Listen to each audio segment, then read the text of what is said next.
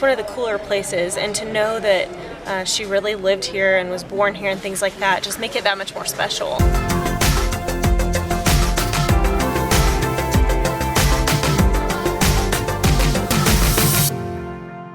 Good morning, friends. Today we are in Cookin. So many of you guys have told us to come back, and we answered. First, if you know us, you know we need coffee and food. So we're at Las Lupitas in Cookin. This was recommended by one of our good friends and Spanish tutor, Romy. After this, we are going to Frida Kahlo's house. I am super excited.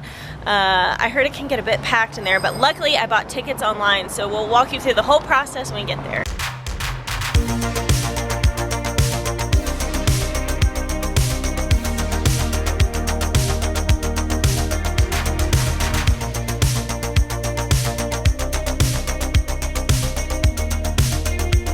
What are your first impressions of Las Lupitas?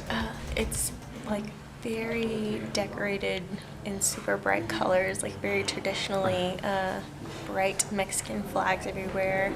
The chairs are all painted a different color. It's very quite cheerful, just like charming. Me. Oh, and charming. Something that's interesting that I think Greg and I have noticed about Mexico that we don't remember from the United States, but you guys remind us. Breakfast options here often come with coffee. This place you can get coffee or atole, but usually coffee and then like juice or fruit, maybe a pan dulce. But it's interesting, they have little like breakfast packets, so it's weird. In a weird way, it's kind of like comida corrida, but for breakfast. Yes, I love it. Yeah, because then you get coffee and fruit, and it's all sort of like a packaged breakfast deal. Exactly. However, pan dulce is not included here, and putting it on the table. That's a dirty move. It's such a dirty move. Like, if I see it on the menu, I'm not going to order it, but then when she puts it here in front of our coffee, how can I not eat that? What are we supposed to do? I think Frida would eat the pan dulce, so we'll eat the pan dulce. Right off the bat, they brought us some bean and cheese sopes. How is it? I am so pleased. It's pretty good. It definitely, This tortilla, Oh, man. I don't know if you'd call that a tortilla. This sope tastes homemade. Tastes like she just made that. Okay, I've got 2 burritos de machaca and one, what was this called? It's like Chimichanga. Chimichanga. I've never heard of that. It's half a chimichanga with beans. I've never heard of chimichanga in my life, but I'm willing to give it a try. What do you got over here? And frijoladas, and I think they're stuffed with egg and cheese. I feel like this place, being in Cookin, should name them in Fridoladas. Oh no. One machaca burrito down. It's delicious. I haven't taken a bite out of this yet. The beans here are amazing. Holy frijoles. Okay, this isn't a joke video. It's my joke video, not yours. Ouch. Yeah, Lupita really knows how to whip up some beans. Yes, she does. This chimichanga is good. Very good. It's my first chili time. It's like a lightly fried tortilla with beans inside with cheese. Correct me if I'm wrong. Comment below if I'm butchering this explanation. How is it? That is really good. It's fried just the right amount. I don't know if I would call it a chimichanga. It's kind of like a lightly fried quesadilla. But better. We're about to head out of here, but before we leave, I just want to say this food truly is a piece of art. It might be the best art we see all day. I hope not, but that is It's stuffed good. with an in-frijol, eggs and cheese, and I think this has definitely by far been the best breakfast we've had. Not to knock the other breakfast places, this one's just been exceptional. The beans are very good. The tortillas taste homemade, and every it's just amazing. Now, what is going to tell you a little bit? She's going to give you some information about the tickets, prices, etc.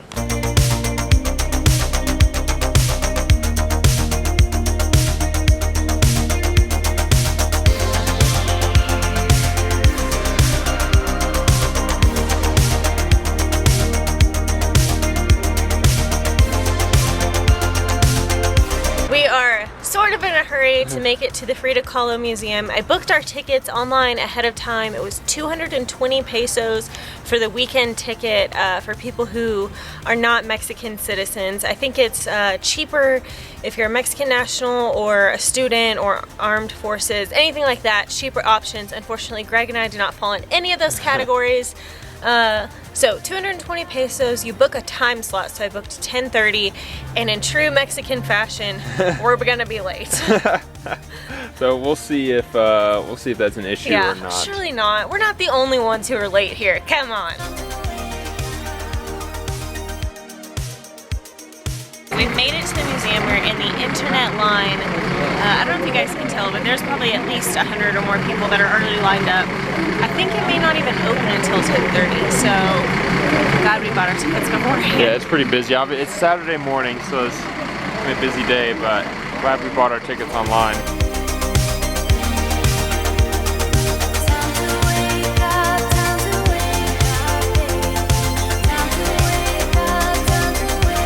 Made it inside the museum. We had to pay 30 pesos extra for photo video, but we'll show you around.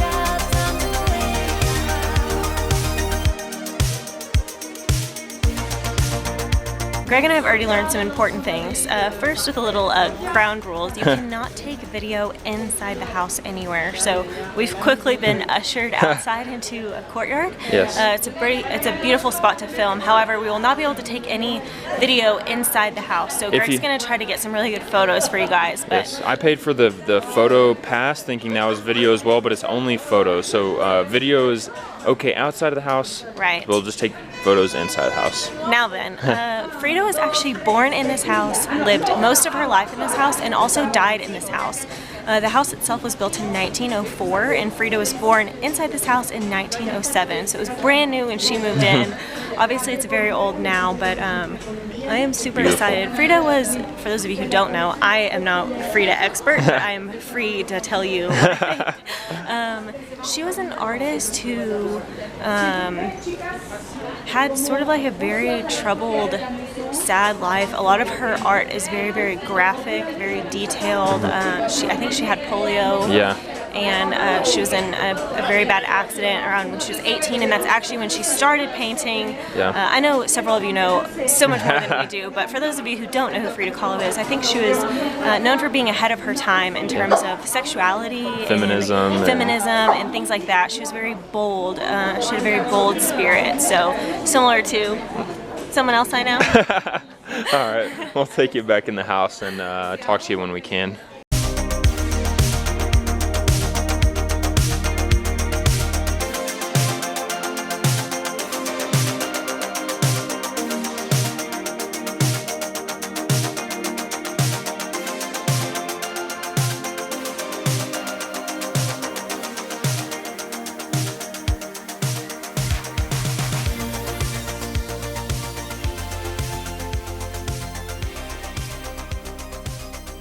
We are in the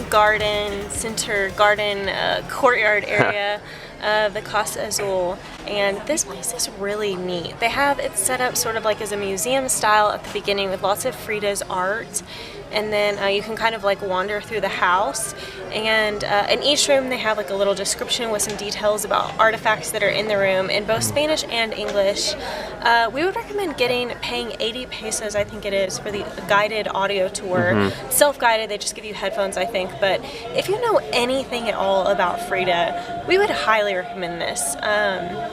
If you're not interested, I would recommend spending an hour learning a bit about Frida and coming. I think it's one of the cooler places, and to know that she really lived here and was born here and things like that just make it that much more special. I think so far the coolest thing to me that I didn't expect was having her work here and Diego Rivera's work here.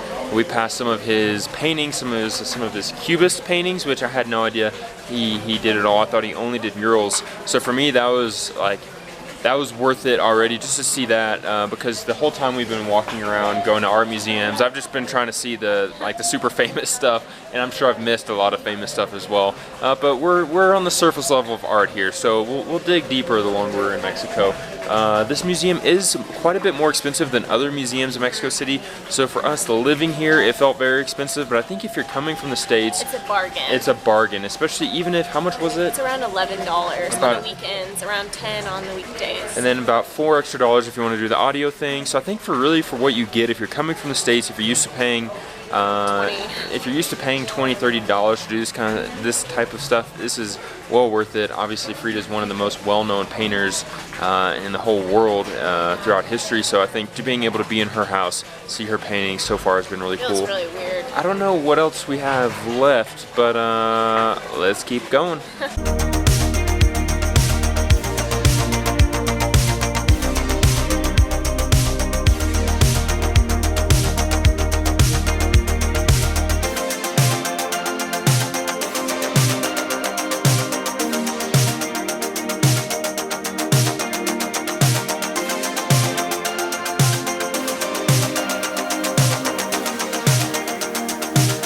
Back in the courtyard, we have been through the exhibit with all of Frida's, not all of, but some of Frida's dresses, and it sounds like these were just discovered in her bathroom in 2004. So I'm not sure. It was Diego wanted those rooms to be closed. Yeah. Until like 50 years or something. Yeah. Anyways, her dresses were beautiful. We learned a lot about her sense of style and things like that. We learned, it was interesting to me that she chose like extravagant hair pieces and earrings and jewelry and things that were visually attractive above the waist so as to like deter any attention from her lower body. Because one leg was skinnier than the other from polio. And so her right leg, she would wear 5 or 6 pair of socks to try to make her leg appear the same size as the other. So it was really crazy to see all of her dresses and a lot of her artwork.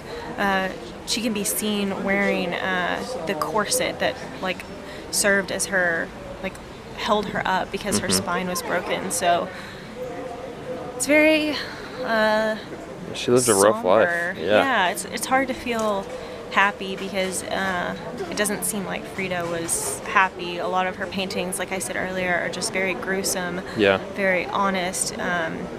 There's absolutely no secret. There was no hiding that she felt that her body was mangled and sort of hopeless. So, but also in a weird way, an impactful day.